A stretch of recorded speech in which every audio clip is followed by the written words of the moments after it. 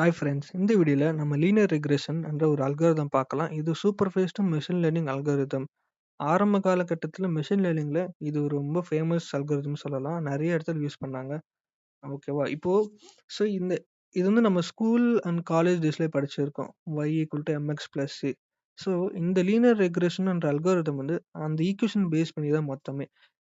இங்க பார்த்தோன்னா, y நமக்கு தேவையான அவுட்புட், xன்றது இன்புட் ஃபியூச்சர், mன்றது ஸ்லோப், cன்றது இன்டர்செப்ட். ஒரு எக்ஸாம்பிள் சொல்றேன். நம்மளோட வீட்டோட ஏரியா வந்து 1000 ஸ்கொயர் ஃபீட் வச்சுக்கலாம். அப்போ அதோட ரேட் 40 லேக்ஸ். அதே 1500னா 60 லேக்ஸ், 2000னா 80 லேக்ஸ். இத பார்த்தா என்ன தெரியுது? ஏரியா இன்க்ரீஸ் ஆனா அதோட பிரைஸும் இன்க்ரீஸ் ஆகும். கரெக்ட்டா? இது வந்து லீனியரா ப்ரொபோர்ஷனல் சொல்லலாம். அதே இன்வெர்ஸ்லி ப்ரொபோர்ஷனல் ஒரு எக்ஸாம்பிள் சொல்றேன்.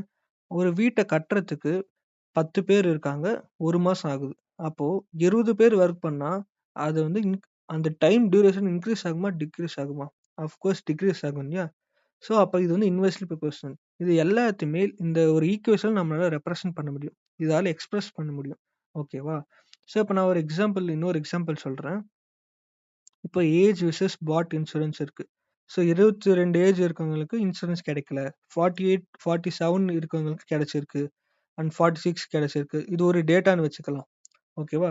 ஸோ, இப்போ ஓவராலா பார்த்தோம்னா, நமக்கு என்ன தெரியுதுன்னா, ஏஜ் வந்து இன்க்ரீஸ் ஆனாக்கா, அவங்களோட ப்ராபபிலிட்டி ஆஃப் கெட்டிங் இன்சூரன்ஸ் கூட இன்க்ரீஸ் ஆகுது. அவங்களுக்கு கிடைக்கும்னு மீனிங். இத வந்து நான் கோட்ல காட்டுறேன். இது Kaggle என்ற ஒரு வெப்சைட்ல அவங்களே இந்த நோட் பேடும் குடுத்துருக்காங்க. அண்ட் கோடும் குடுத்துருக்காங்க. ஜஸ்ட் ஸ்மால் மாடிஃபிகேஷன் பண்ணியிருக்கேன். ஃபர்ஸ்ட் லைப்ரரிஸ் இம்போர்ட் பண்றோம். அண்ட் இந்த டேட்டா செட்ட இம்போர்ட் பண்றோம். இதில பார்த்தோம்னா, ஒரு 26 டேட்டா இருக்கு. இத நம்ம இம்போர்ட் பண்ணி பிளாட் பண்றோம். நம்மளோட டேட்டா இப்படி இருக்கு. இத ஆவரேஜா பார்த்தோம்னா, 30 கீழ இருக்கவங்களுக்கு கிடைக்கல.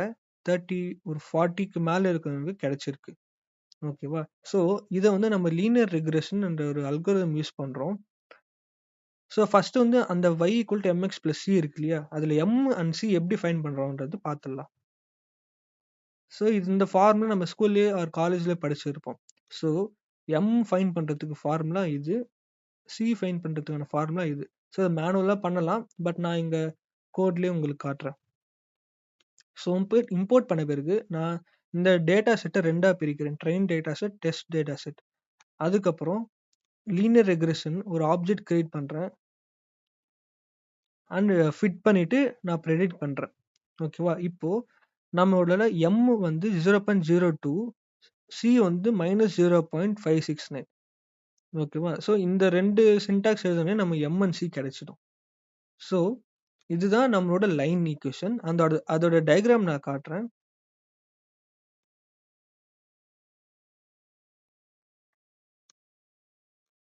இதுதான் அதோட டயகிராம். ஸோ ஒரு ஸ்ட்ரெய்ட் லைன் வித் ஸ்லோப் இருக்குது. இது வந்து நல்லா ஒர்க் ஆகும். ஓகேவா? No problem. ஆனா சப்போஸ் இது ஒரு ஏஜ் வந்து ஒரு 80, 90 இருக்குன்னு வச்சுக்கலாம். இதுல இருக்கிற டேட்டாஸ் பார்த்தோம்னா 65 வரைக்கும் தான் மேக்ஸிமம். சரி, 80, 85, 90 ஏஜ்ல இருக்கவங்களும் ஆட் பண்ணாக்கா, இந்த லைன் வந்து இப்படி நேரா இருக்காது. இந்த லைன் இன்னும் பெண்ட் ஆயிட்டு வரும். அப்போ வந்து நம்மளோட டேட்டா அவுட்புட் அஃபெக்ட் ஆகுதா இல்லையான்னு பார்க்கலாம். நான் இன்னொரு டேட்டா செட் வச்சிருக்கேன். இந்த டேட்டா செட்ட நான் பேஸ்ட் பண்றேன்.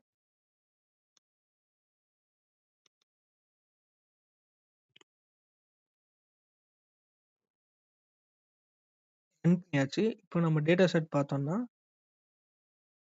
31 இருக்கு. 88, 90, 93ன்னு நம்ம எக்ஸ்ட்ரா டேட்டா ஆட் பண்ணியிருக்கோம். இப்போ எப்படி ஒர்க் ஆகுதுன்னு பார்க்கலாம். சார்ட் பார்த்தோம்னா இந்த மாரி டேட்டா இருக்கு. அண்ட் இதோட லீனியர் ரிக்ரெஷன் அப்ளை பண்ண பிறகு எப்படி இருக்கும்னா, இது இந்த மாரி இருக்கும். நம்மளோட எக்ஸ்ட்ரா டேட்டா 80க்கு மேல இருக்கிற டேட்டாஸ்லாம் இருக்கு.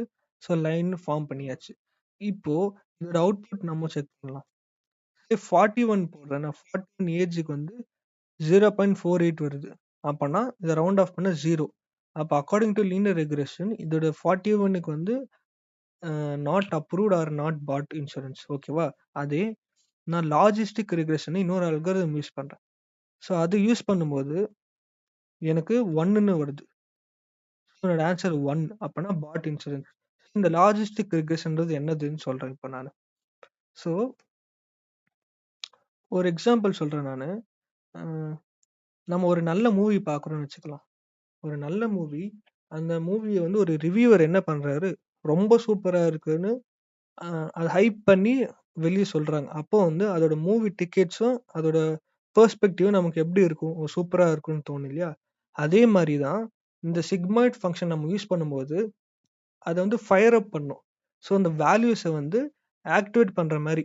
இது ஸோ யூஸ்டு ஃபார் கிளாசிஃபிகேஷன். இது வந்து ஒரு 200 அண்ட் ஒரு நம்பர் இந்த ஃபங்ஷனுக்குள்ள குடுத்தாக்கா, அது 0 டூ 1 இந்த 2 வேல்யூல ஏதாவது ஒண்ணா தரும்.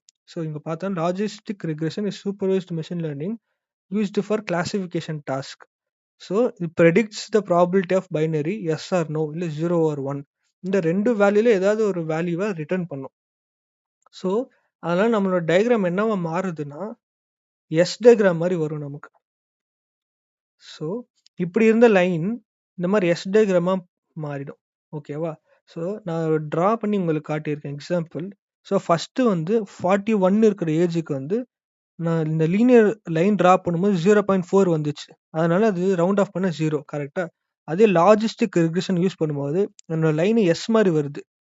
அப்போ வந்து இந்த 0.5ஆ மாறிடுச்சு. ஸோ 0.4 இருக்கிறது ஒரு புஷ் பண்ணி 0.5க்கு குடுக்குது. ஸோ இதுதான் சிக்மாய்ட் ஃபங்ஷன் பண்ணும். ஸோ அப்ப 0.5க்கு வரும்போது அந்த ஃபங்ஷன் ஆட்டோமேட்டிக்கா ரவுண்ட் பண்ணி நமக்கு 1ஆ குடுத்துடும். ஸோ அதோட எக்ஸாம்பிள் தான் இந்த கோட். ஸோ நமக்கு 41ன்றது நார்மல் லீனியர் ரிக்ரெஷன்னா 0.48 வந்துச்சு. அதே லாஜிஸ்டிக் ரிக்ரெஷன் யூஸ் பண்ணும்போது நமக்கு 1 வந்துச்சு. ஸோ இதுதான் டிஃபரன்ஸ்.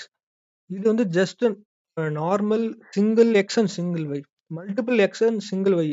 ஃபார் எக்ஸாம்பிள் இப்போ ஒரு இன்சூரன்ஸ் ஆர் லோன் எடுத்துக்கலாம்.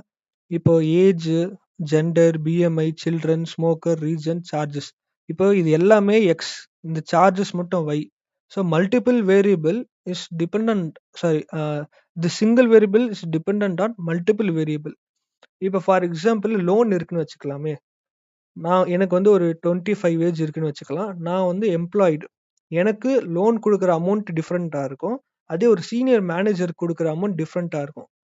ஸோ இந்த மாரி மல்டிபிள் வேரியபிள்ஸ் வந்து ஆக்ட் பண்ணும்போது மல்டி லீனியர் ரெக்ரெஷன் யூஸ் பண்ணலாம். பட் அது வந்து டீட்டெயிலா வேணும்னா நம்ம அப்புறம் வீடியோல பார்த்துக்கலாம். ஸோ இது வந்து basic concept of linear and logistic regression. நம்ம நெக்ஸ்ட் வீடியோல அடுத்து நியூரான் அத பத்திலாம் பார்க்கலாம். பாய்.